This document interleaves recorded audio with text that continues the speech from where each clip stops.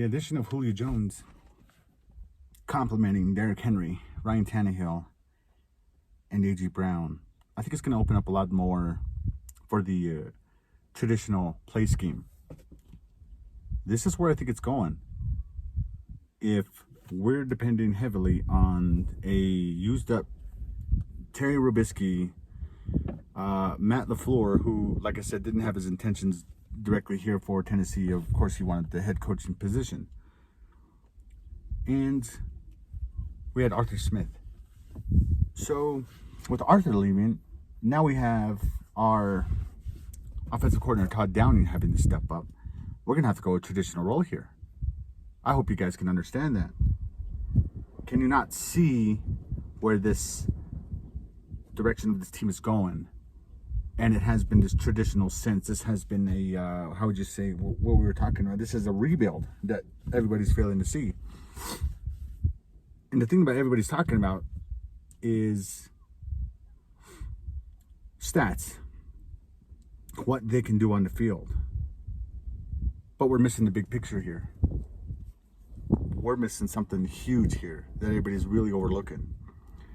We have a really inconsistent line, a shaky line. I don't want to say really inconsistent. We've had a shaky line, sketch line for the past 2 years, right? Maybe even 3. We lost Dennis Kelly this year, and we brought in Kendall Lamb. Will Kendall Lamb fit that right tackle position over Radens or Redens? I really don't want to butcher his name, but will it go that route? We're going to have to see. I, for one, hope we start Lamb over Redens because he doesn't have that history. He doesn't have that status. Nor does he have that experience yet that we ultimately need here. Because remember, when we had Nate Davis step in at right guard, he was shaky. And he was the 3rd, 4th one that came up. Don't forget that. He was, yeah, of course, he was under Keith Butler as well. We got better, of course, over a couple of games. But you got to remember, we were not the Tennessee Titans that we know as of 2 years ago. We were shaky. And then we have Roger Saffold, who I'm thinking is why we brought in the kid who's wrestler, Adam Kuhn, right? Hasn't played since 2013. I have questions about this. Now, I'm not one to poke at his athletic ability, but being versatile in wrestling and explosive like that, I would expect he's probably going to be a backup or maybe even a, how would you say, 90 part of the 90-man roster, of course, but he's going to be practice squad, is what I'm thinking. And we got left tackle Taylor Lewan, who is been inconsistent with injuries. It's the same thing with our defensive side, but I really don't want to touch too much on that just yet. A lot of the issues we have are within this offense itself. Either the play scheme with Arthur Smith or the style that we have with our players.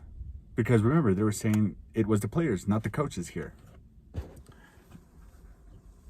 So if it isn't the coaches and it is the players, it's got to be production with how Corey Davis played last year, or even Jonnu Smith and how he was using that matter. And behind, I want to say Ferguson, Jeffrey Swaim, and Michael Pruitt.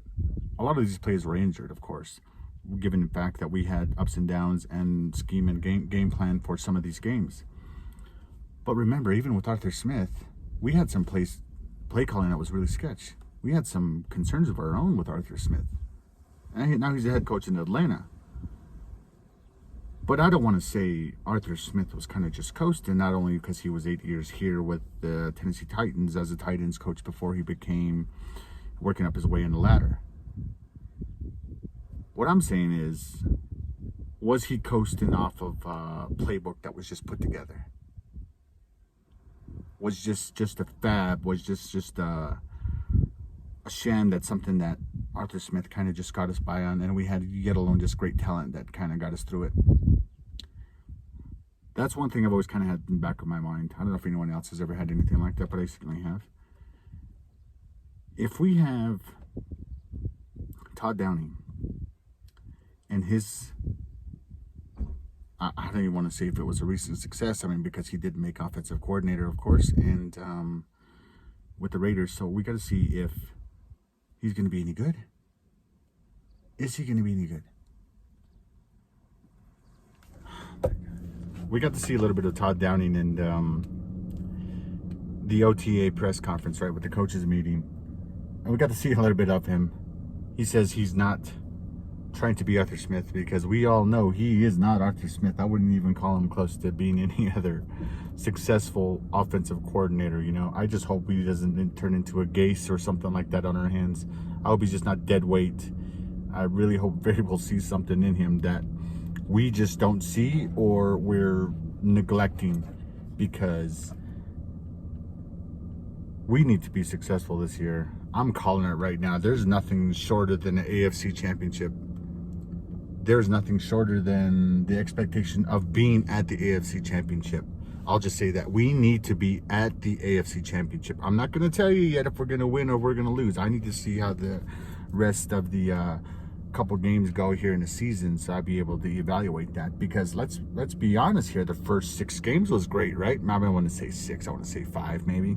Besides the pandemic issue we had there and that little skip by a week that we had to go endure, and we ended up playing the Bills, and we still took care of business anyway.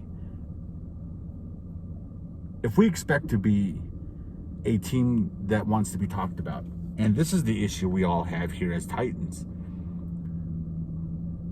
we can hoot and holler all day about Titans never getting enough respect, Tennessee never getting that love, that shout out, that recognition that we so strongly want across the board, but yet we have nothing to show for it. The unfortunate side of it is a lot of the new fan base we have, they're stuck in this fan zone where these expectations are so unreal and so surreal. And it even comes across as a few of the podcasters, you could say.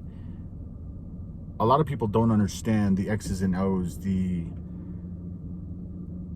things that happen within that locker room, within the coach's locker room, within that playbook. And a lot of players have already mentioned it before. A lot of people make it more difficult than it needs to be.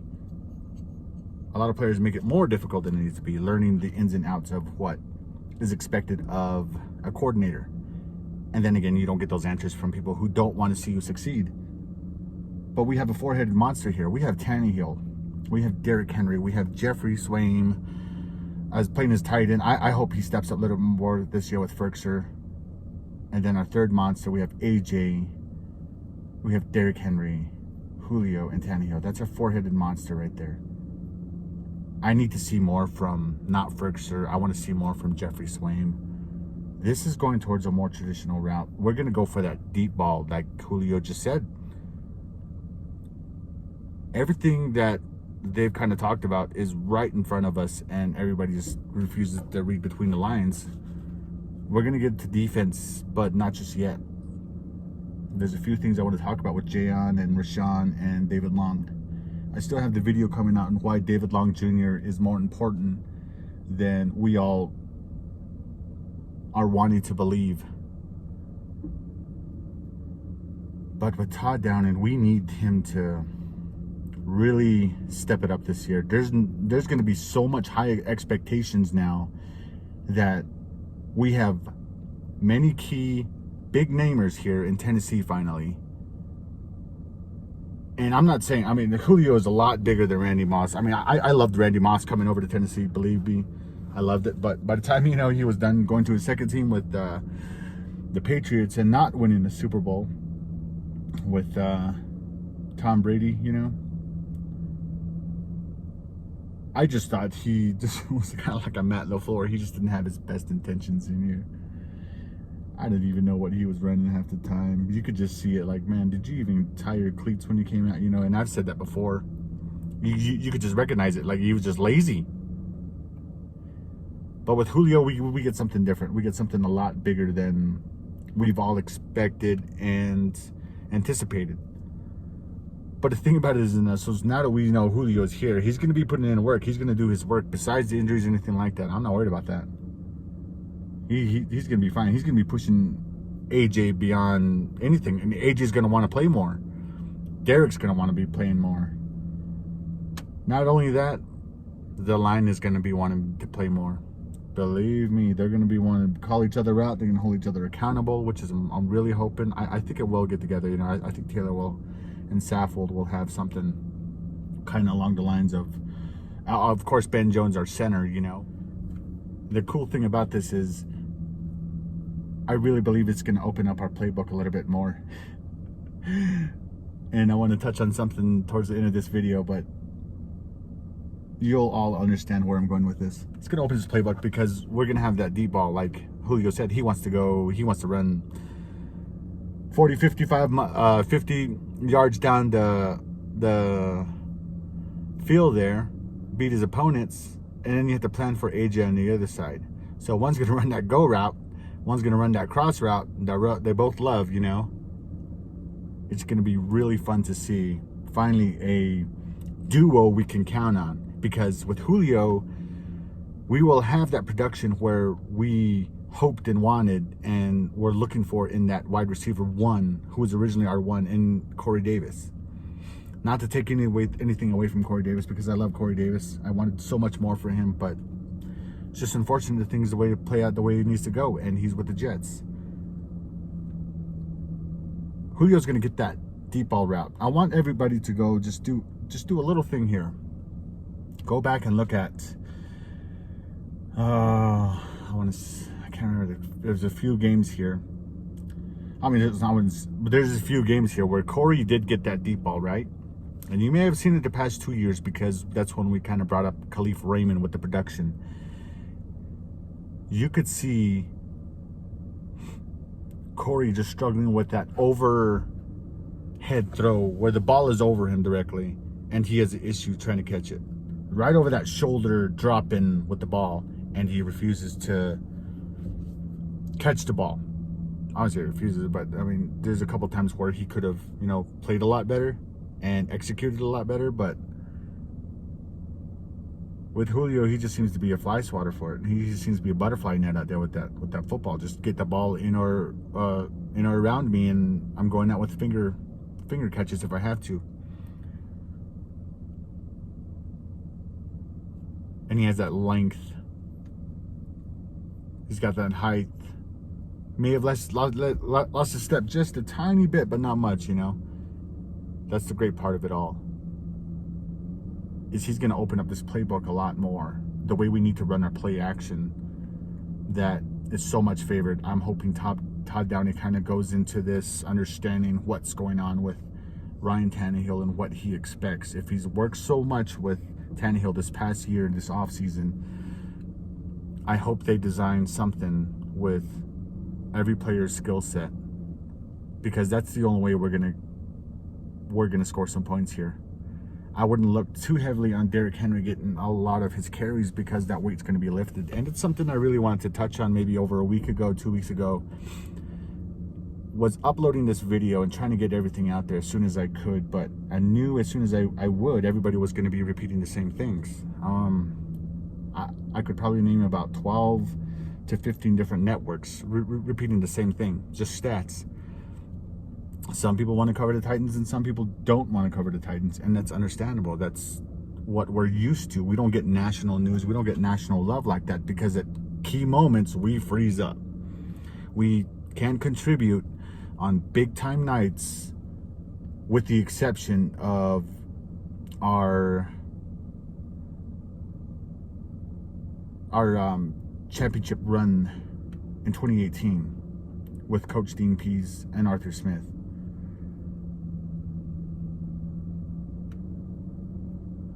If we expect to be in that area again, Todd Downing needs to open up this playbook a lot more. He's going to have to make Julio pretty comfortable, because he's going to want a couple of his sketches too. AJ's going to want some catches. You know, he's said it in interviews time and time again, even not the ones that directly made to the press, but, you know, the locker room kind of talk, you know, and just small things or busting with the boys. He kind of mentioned he would imagine getting him 30, 15, 20 touches a game. That would be awesome, you know, but we know Derek wants to have his touches as well. Now, I don't remember which YouTuber had mentioned this, but there was a couple of them, a lot of them already mentioned the same thing, is that now with the addition of Julio, we'd be able to open up the playbook not only for our receivers, but for Derrick Henry. Guys, we haven't really had a passing game as much, as of lately, just because Mariota's hits and misses here and there, And then Tannehill's stepping in, and you get the deep ball, and you see the success rate that it has. So we're like, we need probably better weapons because we band-aided it the entire time. Let's be real. And then we come back to Derrick Henry's 2,000-yard season. And then he has a 2018 great season as well. How is it that he's able to have that much success? Because of his ability to have that much attention with trying to load 7-8 in the box. And I can't remember which. I want to say it was either Pat McAfee or somebody, or no. It was another network. It wasn't the ESPN network. It was with Ryan Clark. Ryan Clark has always been a hater ever since. And the unfortunate thing about it is he's right. We beg for so much attention, but we have little to show for. And then when it's time to show for it, everybody takes off and everybody's hiding. But some of us, no, not some of us. We've been here before. And I remember the game that everybody talks about. I remember Titans and Truth talking about this, Big Chris talking about the Blue Enforcer. He mentioned the game with the Patriots and the Titans, and where we got blown out, it was like 50+6, they let us score. That's all they did. But what's funny about that game is, so I'm from New Mexico, right? We have Denver games predominantly and Cowboys games, right? Everything West Coast stuff. So we never have any Titans games. If it's on during the day, or you got to have satellite or the package. Even before that, you had to go to the casinos or just the sports bar in general, right? Anyhow, I'm at the casino. This is way back when the Titans were playing the Patriots during that Wednesday. I finally had a great break, right? I planned this whole break around my whole day. I said, I have an hour break. I'm going to go enjoy it. I'm going to go sit in the break room and enjoy football with everybody else. And the bad thing about it is we had to leave the volume down, right? I'm sitting in there, and I finally get the TV, right? So I'm being rude in front of everybody. I'm like, can we please change this, And we get to change it. Anyway, I'm sitting there. I'm watching my game. I look up at the score, and I'm like, oh, it's going to be great, And I remember seeing the first maybe two quarters up to halftime and then go back to work. But we were getting slaughtered. I was like, man, this is a snow day. This is a snow game. And I was hoping I would never come across a game like that again. Ever. It made me sick, it's really rough being a Titans fan. It really is. So other teams, I can relate, I can understand, I can empathize with what you're going through. With finally getting a good namer, a big namer, who wants to play ball, who wants to be here, who is about the country boy and the mentality. We're going to get back to that one later, and I hope these guys really look out for me with that song. But I can see AJ.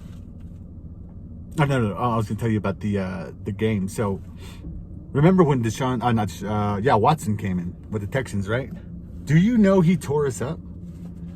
Man, I was going through highlights, just old highlights. I was actually going through defensive highlights. We're going to be ending this video soon, don't worry. I'm going through them highlights, and I'm trying to understand Vrabel and this defense, right? Just the mind behind it, the mentality of where we're going. When I see what Vrabel's doing, what Bill O'Brien is doing with the Texans, then I come across when we played Watson, when his first year on Hard Knocks, and boy, did we get our butts kicked. We got run all over that field. They ran all over our DBs. They just picked on them. And I'm hoping we have that duo here now, that wide receiver duo, that around the league has, but we don't, within AJ Brown and Julio. Because with the offensive line injuries and nobody being healthy, and we're having our tight ends to cover up that work area, it isn't helping. It's band-aiding the issue, and we need to fix those issues. I really hope we sign some really good offensive linemen. We need to be as stacked as the Indianapolis Colts were, and Buck for reminding me on this, because we had done homework earlier on before the last season ended, was the retirement of one of the linemen from the Colts, which is a good piece. He was a big piece. I can't remember his name. He's slipping my mind right now. But all in all, what I wanted to touch base on you guys with was Todd Downing does not know what he's doing. So we're going to have AJ Brown in there. We're going to have Julio in there. And we're going to have Tannehill and Derrick Henry designing plays for him, telling him what works, what doesn't work. And we'll see how it goes. Is that okay? You guys think this is good? Okay, this is the plan? It sounds good. Go get it done. Let's run it at OTA. Let's see how it is at practice. And if it looks good, we're going to run it at the game. And if it works good in the game, you know our celebrating is probably going to be higher than it ever has been. All in all, I'm really excited. I hope this is a step forward in the direction that we want to go, that we need to go, that we've been striving to go. Not to take away anything that we've won these past couple of years, because we have won. Don't get me wrong, we've had successful seasons with Mariota here, with Malarkey here. We were in that building phase. And now we have big namers. Not to say that a couple of few people we haven't had here in a while weren't big namers. They've contributed along the way to the success and to the direction on being edge of Titan. We can finally say to the national media that we have weapons, we have people. And it's unfortunate that the media still is going to be overlooking us, and that's okay, guys. That's fine. Just let it be. Let's let our work pave the way for our bragging rights. This is the way we win. We win with the points on the board. We win with the one game at a time, one day at a time, and everybody doing their job and executing their plays. Everybody needs to execute their plays, and we can be great. I believe we can be great. I want to do a little bit more work on this offensive line, but as I know, it's going to be a long summer. So I really wanted to wait before I wanted to talk on a lot of things to understand what was really going on with Mike Vrabel, JROB, how we were going to get out of this funk that we had with Isaiah Wilson, unfortunately. And this Julio makes up for it. It really does. It really does. And I'm excited. I hope you are too. And now, let's just hope we can get off the field. We'll see you next time.